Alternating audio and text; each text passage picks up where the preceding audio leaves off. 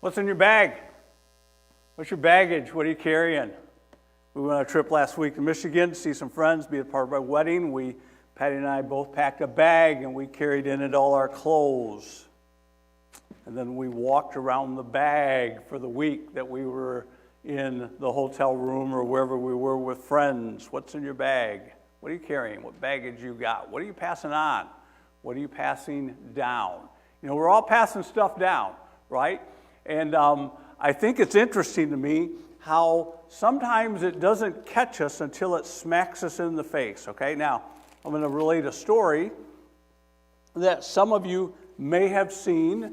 Let's see here, we're going to try and make the teleprompt, okay? Ready, set, let's turn it on. All right, if I did this right, how many of you caught the story? Monday. Viral. In the news, Monday. Did you catch it? Cleveland, Tampa Bay, a home run ball. Guy hits a home run ball, and this dude, Max is his name, goes and grabs the home run ball from an 11-year-old girl. Now you can tell how proud of him he is because he's holding up the home run ball. This was a picture that was snapped after he took it from the 11-year-old girl who was sitting there with her brother and her mom. Apparently, as the story goes, the older brother, went and asked the man to give the ball back. He actually took the ball out of the girl's glove. He missed it, fumbled off his hands, if I get it right, landed in the girl's glove, and he takes it out of the girl's glove. The brother says, "Hey, mister, will you give the ball back to my sister?" Of which he just sort of smirks and walks away, and he's holding up the baseball that he took from an 11-year-old girl. All I'm asking you is, what got passed on to him? What made it acceptable for him to think that grabbing a baseball that's worth $8, you can buy them all day long at Dick's Sporting Goods, good baseballs for $8 to $10. What went through his mind that he had to go take a baseball from an 11-year-old girl and smirk about it and hold it up? True story, rest of the story. Apparently, the internet blew up on this guy. Lit him up.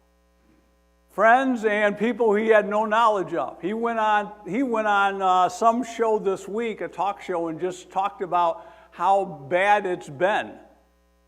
I do believe that he tried to make it right and give the ball back, which, okay, you get kudos for that. My point is, what prompted the guy to take a baseball away from an 11-year-old in the first place? What got passed on to him? What baggage is he carrying that was of such importance to him to grab that baseball? What are you passing down? What are you passing along? Because we're all passing something. And I promise you that I just got to believe if his parents are anyway normal, they would not have been proud of their son for how he's made the news. Right? Somewhere he picked up some values like, I need that baseball. That baseball is going to give me some sort of validation. I'm going to feel a little better about myself, even if I have to take a baseball from an 11-year-old girl. What are you passing down? What are you handing off? Because the people around you, people around me, they're watching. They're observing. They're checking. And at some point, they're inheriting what I'm handing off. It's easy to think about, in the last month, you've heard me talk about, Patty and I have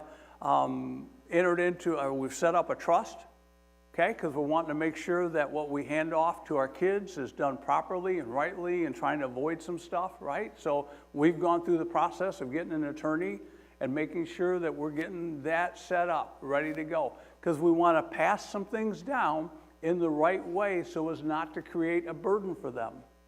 I've heard horror stories of parents who weren't ready and something happens and now your kids have got a mess that they've got to sort through and untangle. Don't do that to your kids. don't just have some courage to step up and say, I'm getting my house in order so you don't have to untangle all this. That's what we're trying to do here. We're trying to pass something down to our kids. We're trying to leave them something less than a headache to go with the grief that comes with those days, right?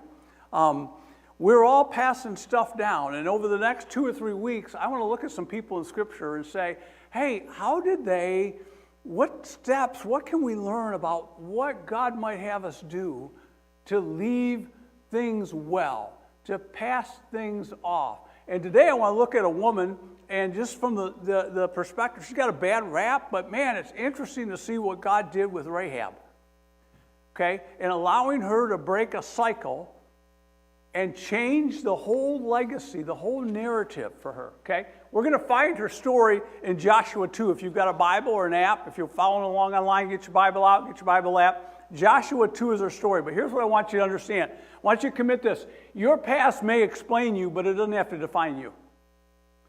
Your past, if we were to talk, might give some explanation to how you got where you are today, but it doesn't have to define who you are tomorrow. I got a friend right here just said amen. He gets it, okay?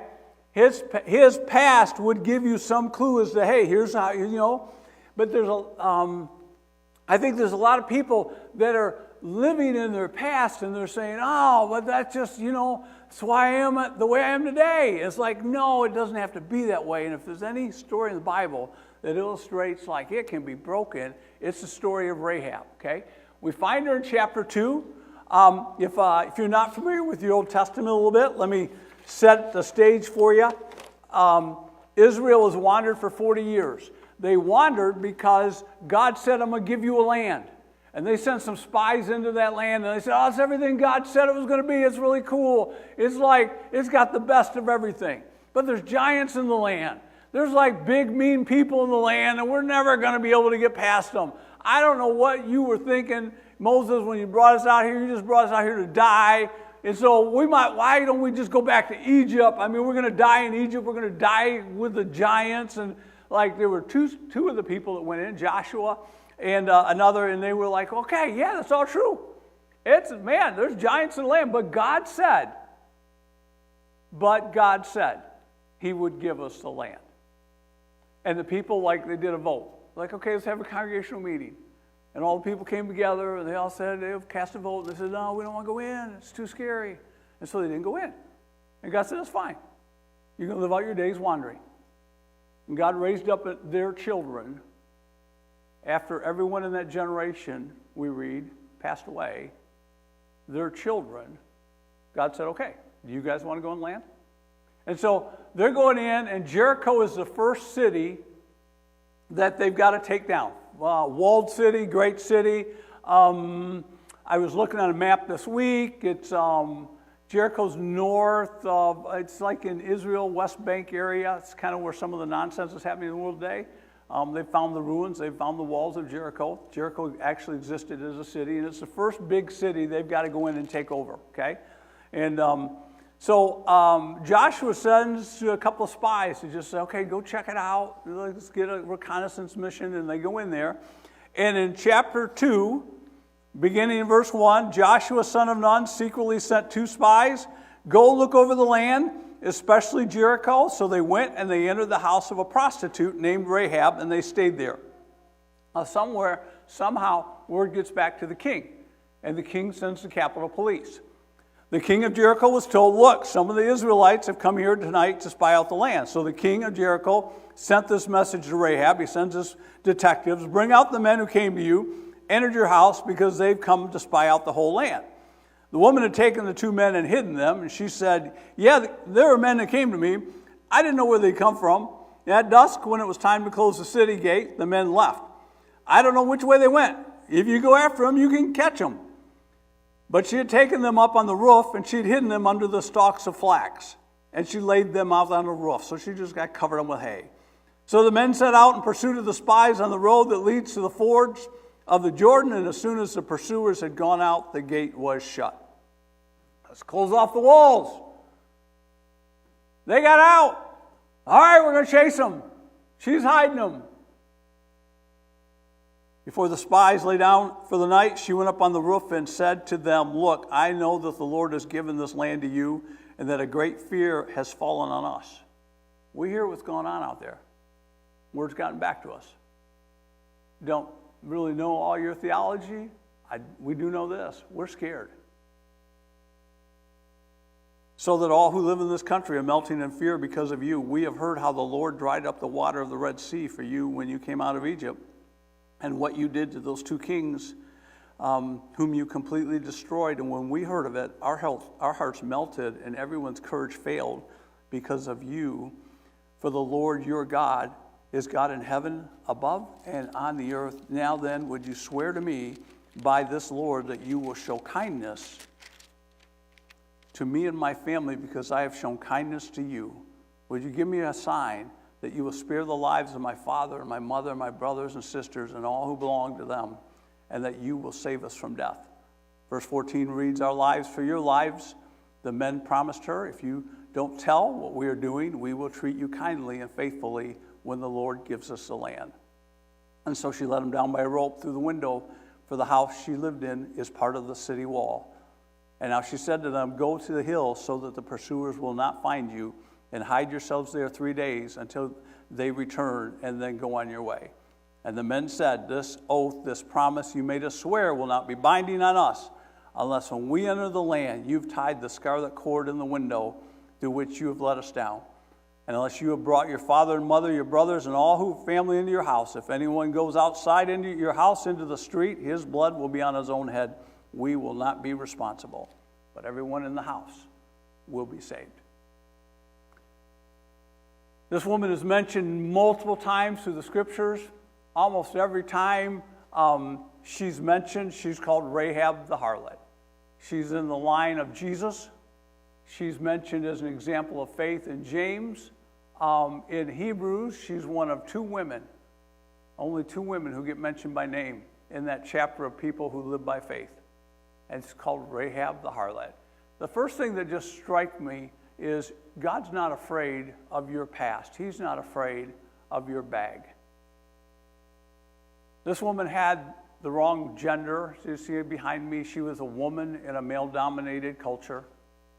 She had the wrong religion. She was, Jericho meant city of the moon. There were multiple gods that were worshipped in Jericho. They slaughtered children to their gods in Jericho. The idea of worshiping Jehovah God was not prevalent in Jericho. The God of Abraham, Isaac, and Jacob was not one of the gods they worshiped. But in all of this worshiping, all this other stuff, man, they get wind. Hey, something's going on out there. There's this other God, and he's like in the name of Jehovah doing stuff. And like, wow. Okay? He gets back to the city, starts circulating like a rumor. Okay? And she had definitely the wrong profession. She was a prostitute. I read this week that some try to take the word prostitute and make it an innkeeper. That's why she took the guys in, was she was an innkeeper. And like, the only problem with that is prostitute and innkeeper are just not similar. Okay? She was just who she was. She sold her body to men for a living. That's what she did. She had a prominent space on the city wall so that people would have known, hey, that's Rahab's place. You don't go there. Oh, that's Rahab's place. Good spot. Easy to find, right? And the thing I wanted just struck me, though, with all of this, knowing that God used this woman, it's crazy to me that we sometimes think like, I'm being honest. I'm baffled why this woman.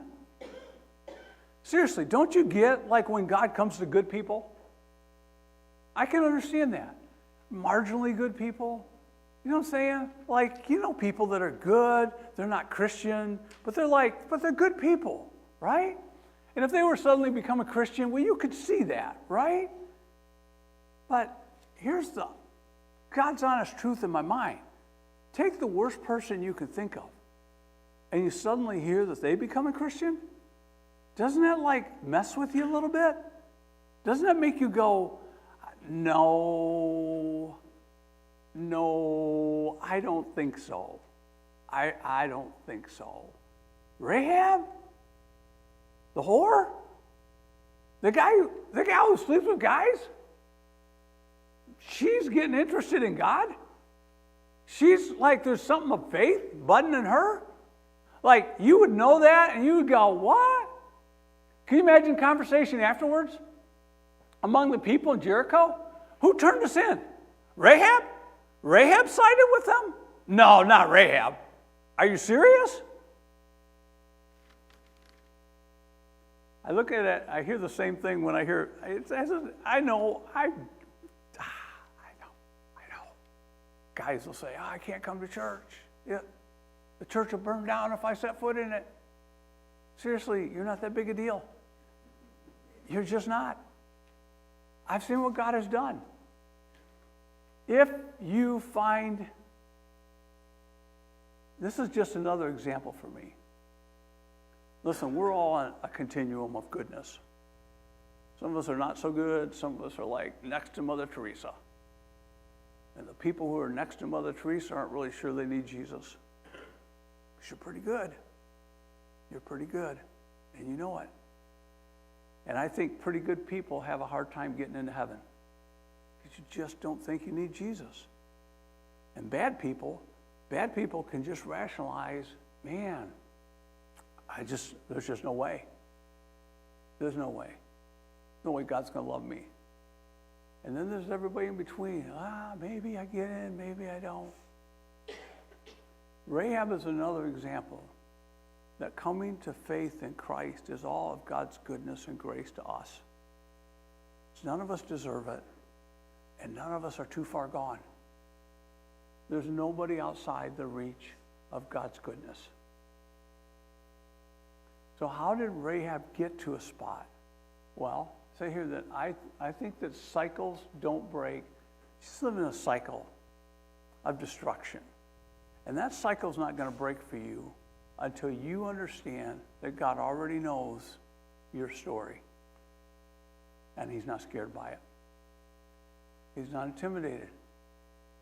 God isn't sitting there going, oh my gosh, didn't think of that one. Man, I'm not sure what I'm going to do with that one. It doesn't work that way, friends. But you do got to come to a spot. And I don't mean to be callous when I say this. When I talk to people, normally people don't want to turn their life over to God unless they're in trouble, unless they're in deep doo-doo. And what I'm fond of saying is, if the way of life you've been living is making you happy, then just keep going down that path. Seriously. You're not going to get interested in the things of God until your life gets messed up and you realize the path you've been on isn't going to get it for you anymore. I really don't look to beat people up with the Bible. Life is a great teacher. And at some point, people get fed up going, I thought this was going to get it for me. I thought I would be happy with this. I thought this would make me satisfied. And it's not. Is there anything else out there? Great, let's talk. Let me talk to you about Jesus, who said, come to me, everyone who's tired, and I'll give you rest. Let me talk to you about Jesus, who is rich in mercy, just overflowing with kindness, willing to rescue us if we'll ask him. Something in Rahab said, man, this is not looking good for us. I'm hearing stories. Who are these two dudes? You got an accent. I'm guessing there's a dialogue. And they open up to her and said, hey, here's what's going on. And she's like, oh, man, really? You guys? Oh. So let me to the second observation here. That I believe that cycles break when your beliefs change. Because now she's got some information and she's got to start interacting with that information. What is she going to do with it? And I asked myself, Hebrews 11:31 says, by faith Rahab believed God and hid the spies. And so this week I'm just saying, well, what did she know? What did she possibly know that would lead her? I mean, how much theology does this woman have? Did she go to Bible school? You think she was sitting in a church? Had a pastor every week preaching to her? And just one day she got convicted. I need Jesus. You think that's what happened? Fortunately, the text gives us a clue. Look at verse 9. Before the spies laid down for the night, she went up to them and she said, I know that the Lord has given this land to you. Here's what I know. God's going to give our city to you. I don't know how he's going to do it. We got pretty thick walls. We got a great army. I don't think she knows all the particulars, but she knows this. We're not going to win. She knows the story at the end, how it's going to play out. Look at verse 11. When we heard of what you've done, our hearts melted. Everyone's courage failed. For the Lord your God is God in heaven above and on earth below. She knew who God was. Just hearing stories. One of the things I might suggest to you is you might not have it all figured out, but you're hearing stories. You're hearing stories of other people's faith, other people who are walking with Jesus, other people who God is making a difference in their life, and you have to do something with that. You can dismiss it. People dismiss it every day. Or you can ask yourself, wow, you know, I don't think they're whack. I don't think they're crazy. I don't think they're stupid. What is it that they believe? What is it that they believe they're willing to stake their life on? And Rahab is, I think this is all internal. She's just asking, popping. She says, man, I know we're a great army. I know we're a great city. Dang. But I know what you did. And that was crazy stuff. And I know that is there a God of heaven and of earth? Is there a God? If there's a God, what's he like? Asking you, what's he like? What's this God like that you think that you believe in? And I think that's a great starting point for conversations. Because with Rahab and these spies, I think there's some dialogue that goes on. And I think she knew that there was this river got parted and they went on dry land. That's crazy. That stuff doesn't happen, right? Right? Man.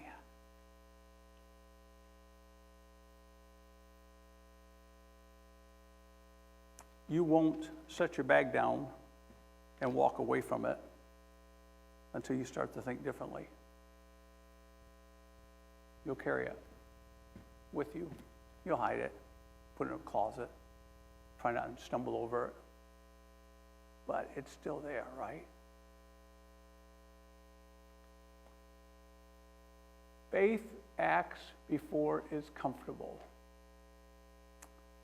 Rahab does something pretty incredible with the knowledge she has. She hides the spies because she could have turned them in.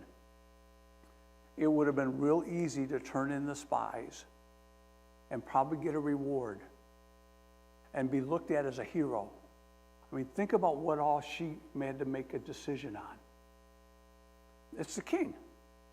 The king's police are there. We know there's spies in your house. You know what? They're hiding upstairs under the bed. Go get them. She gets some money in her pocket. Hey, Rahab, she saved us. King has a visit, puts her on TV. I mean, you can see how this can work out well for her, right? And in a moment, she's forced to choose. This doesn't make sense.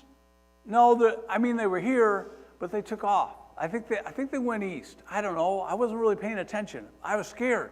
Okay. And they have no reason not to believe her. Hey, do you mind if we search your house? That doesn't come up. Why would Rahab lie to them? Boom, off they go. I think when you're wanting to set your bags down, when you're wanting to break a cycle, sometimes you act before you have all the knowledge.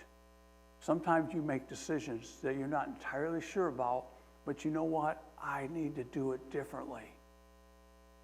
And that's what Rahab did here. When her beliefs changed, she acted.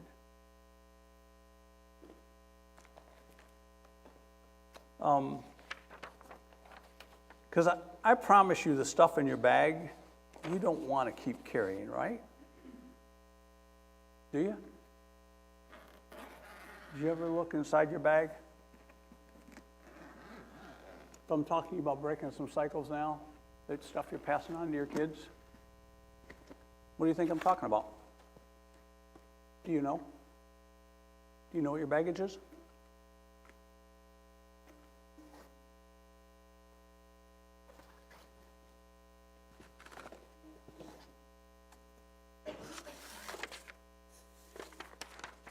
Anybody here afraid? You really afraid of living out your faith? You're really afraid of what the future holds? You're afraid that if I stay in this situation, man, you're afraid you're not going to get where you want to get? I grew up in a house of fear. Some of you know I've shared with you that one of the memories that I have of my mom, is she had a police scanner in every house that we lived in. I remember a police scanner going all the time. Wanted to know where the cops were. Wanted to know what was going on in the city. Living in fear. I carried that fear with me. My kids will tell you that when I get overprotective, it's out of fear. I'm afraid. Afraid of what will happen. What will happen to them, what will happen to the grandchildren. I didn't grow up in a household of faith. I grew up in a household of fear. That's in my bag. It took me a long time to recognize that. Any of you label yourself? You got labels you tell yourself? I'm not good enough. I'm not smart enough. I'm not cool enough. I don't have enough money. I don't have... Anybody carrying any labels this morning? Baggage that then you pass on? I think it comes across when we don't feel good enough. I'll see if this resonates with you. If you don't feel good enough, there's no way you project onto your kids they're good enough. You can't do it. You can't do it. So there's a way that you keep your kids in tow. There's a way you keep your kids under your control. Because you can't allow them to be better than you. So you hold them back. Messages you send, verbal, nonverbal, all because you feel inadequate.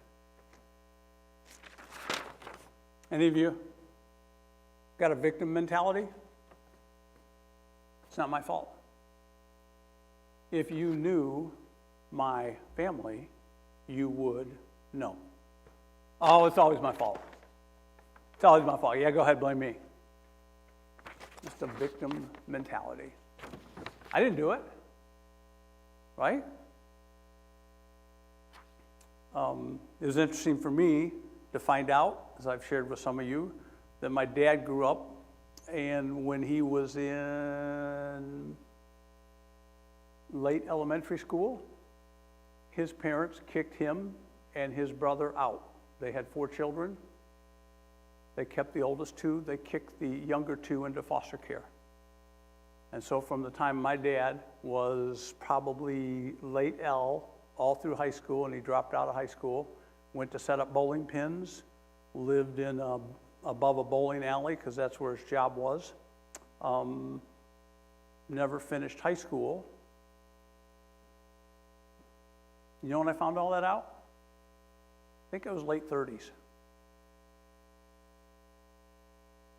You know what my dad couldn't give me that I really wanted? He couldn't give me love. I take that back. I think he did. I think he loved me in his way, but not in a way that I was thinking was normal love. And then I find out, well, how could he? Because his dad kicked him out. How can my dad show me a father's love when his father never showed it to him? And it gets passed on to me. And see, at some point, I've got to deal with this. It's part of my baggage, right? I got to want to break the cycle, but how? How am I going to do that?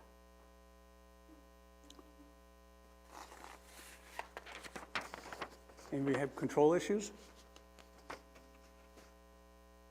Now you laugh at this, and true story, God is my witness, last week at a wedding. Since you don't know any of the people involved, I'm going to share the story with you. Patty and I, we know the bride, love the bride, have known the bride since she was a baby, been friends with the parents for 40 years, that's why we went back. My friend, the father of the bride, is sharing me a story in which he said that the groom's parents said, if there's alcohol served at the wedding, at the reception, we're not going to go. They're very staunchly religious people, and they said if there's any alcohol served at all, we're not going to go. And so there was a little back and forth, I guess. I mean, I don't even think this couple wanted a lot of alcohol, maybe a champagne toast, something like that, but all that, I mean, if that happens, we're not going to be there. And so when they were assured that there was not going to be any alcohol at the reception, they forked over $500 to the groom. Said, here, use this for the reception. And I thought, how sad. I honestly thought, how sad. Your son's 31 years old, and you're still trying to control him with your attendance and your money. That's what you're doing. And if he plays by your rules, you're going to slip him a little money here on the side. Give him a little attaboy. We'll come to your reception. We're not going to enter into it. We're not going to celebrate with you if you don't do it the way we want it. And I thought to myself, how many parents are still trying to control their adult children? And that's sad. Because I want to raise adults that can run their own lives and not be run by mine. Don't you? Because at some point, you're not going to be here. At some point, mom and dad, you're not going to be here. And what you want is your kid to be a fully functioning adult in this world, right? Right? Or do you want them still having to wonder, what would? Now, I think it's okay if they go, hey, what would mom or dad want? I got no issue with that. I think that's fine. But to control your kids with your attendance, with your applause, with your wallet, I think that's a control issue. Some of you dealing with addictions, porn, spending, money. You're financially dysfunctional because you don't know how to handle money because you use money to make yourself happy. So you buy things that you don't really need, but it soothes you.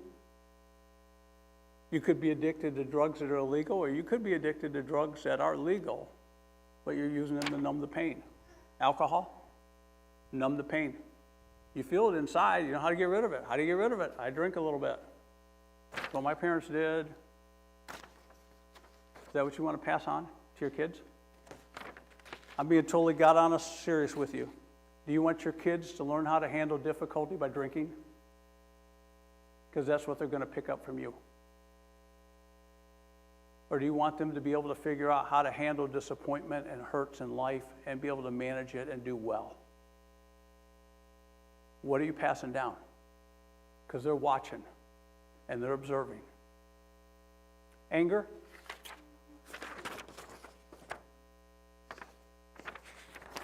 Had the chance at that same wedding. The only couple that I've ever, when they came to me, asked me to marry them, I said no, only one time.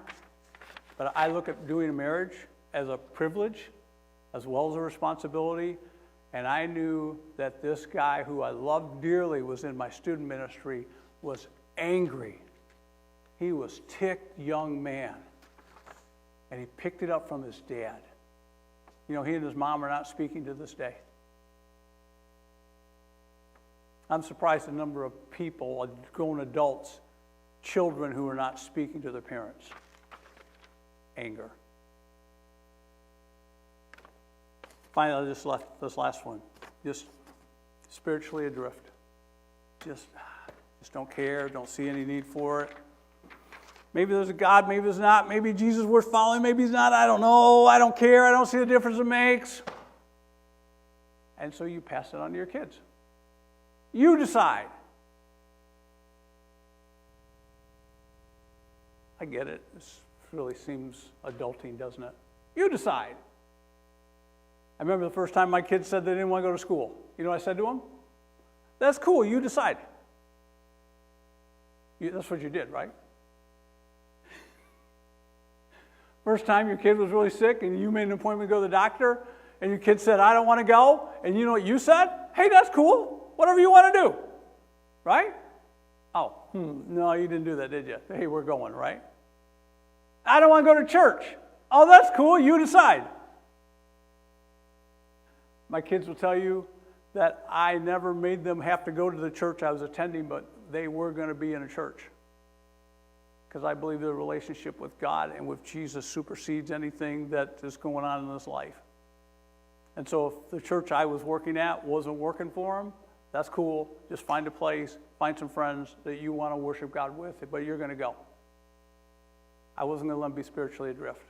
If I decided their health and their education, by golly, I was going to decide their spiritual life in the sense of trying to influence it, right? See what I'm just trying to say here is faith always acts before you maybe know all the answers. You take a step. What's the step you need to take, right? Because here's the deal. You don't want to carry this bag the rest of your life. And the last thing that I want to do,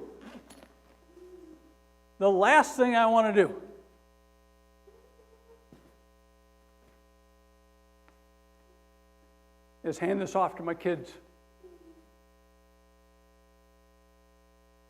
And I hope to God that's true for you too. If you're going to break the cycle, if you're going to put down the bag, it starts with you. It starts with you acting, even though it might not be comfortable. Even though you might not have all the answers, you're going to take that first step.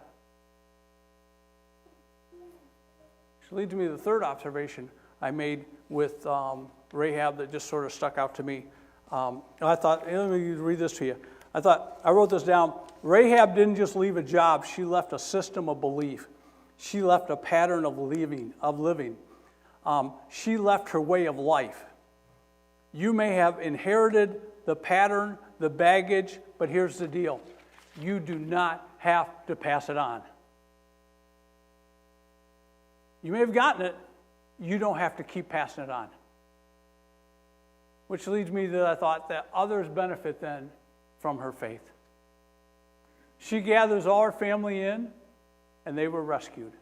And here's the cool thing, if you know her story at all, was she marries this guy. We see this in Matthew 1, the line of Jesus, right? But she marries this Solomon guy. They have a son by the name of Boaz. The book of Ruth, Boaz marries Ruth. What Boaz is described as is a kind man. He's a generous man. He's a man that looks out after other people. Who's his mom? The prostitute. The harlot. That's his mom. Something in her changed, and she raised a man that looked out after others and didn't go stealing baseballs from 11-year-olds. That's who she raised. Who ended up being the great-grandfather underneath Jesse is David. And Matthew 1 says that we get all the way down to Jesus. Others will benefit from your faith. Others are the ones that will be influenced because you trusted God.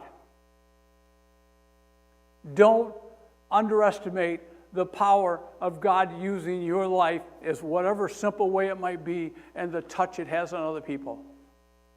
They estimate today that there's 40 million Christians in China. Think about that, communist China. 40 million believers.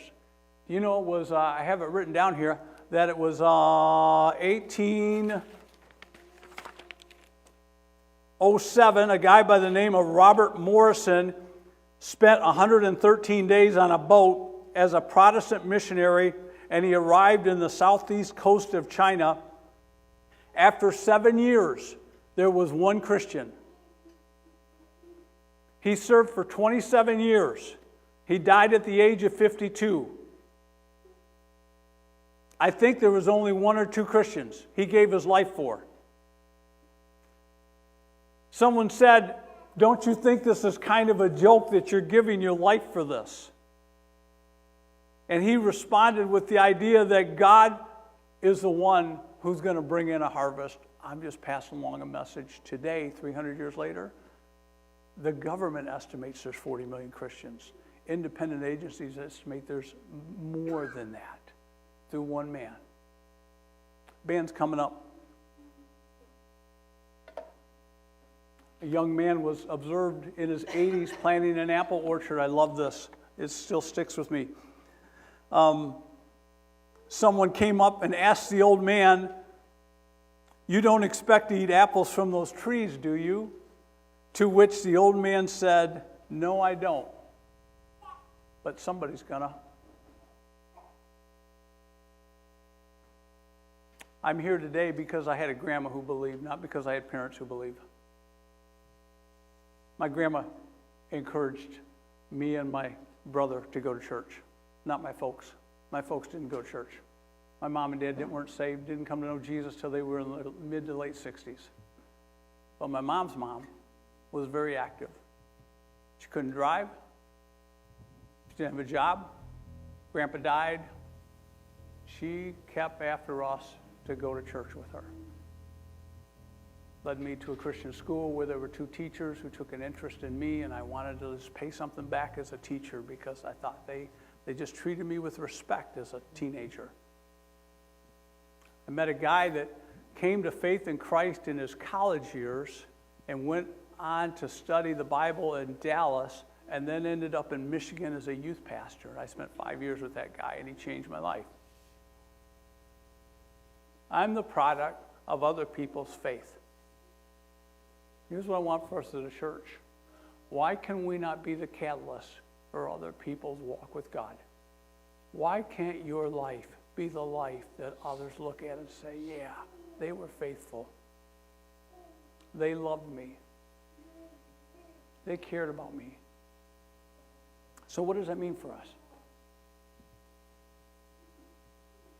What's the baggage you're carrying? What's the habit that needs to stop? What's the pattern that you've been buying into? Would you ask God for the courage to take one step that you know you need to take this week? Make a phone call. Seek a counselor. Ask for forgiveness. I don't know what's that one step, but just the one step. Will you flip the script? Will you change the narrative? Will you change the words you're telling yourself? I can't change. It's just who we are. I don't know. You can stop it. Last one I think is key. She changed who she was hanging with. She gathered her family in, and she began to identify with the people of God and no longer with the people of Jericho. And sometimes you may need to change the group you're hanging with because you know they're not good for your soul. What will you pass down? Don't pass that bag on. Set that bag down. Walk away from it by the grace of God. Change the narrative for your family. Let's sing with these guys.